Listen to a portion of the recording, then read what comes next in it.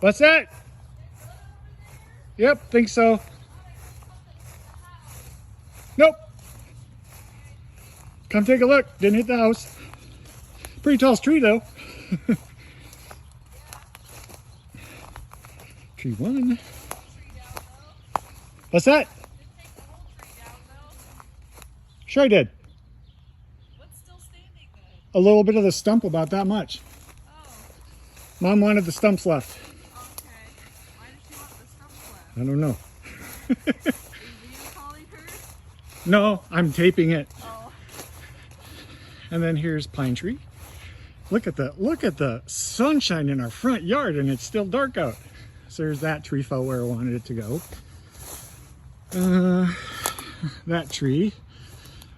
Chainsaw's not really big enough to get through that. I could take it down probably a little bit further. And then you can kind of see the other tree up front. So, and then we have up front here. Unfortunately, we have some driveway to clean off here yet, but part of this tree, to get to go where I wanted to go, I had to put part of it onto the driveway. Not too big of a deal. And then there you go.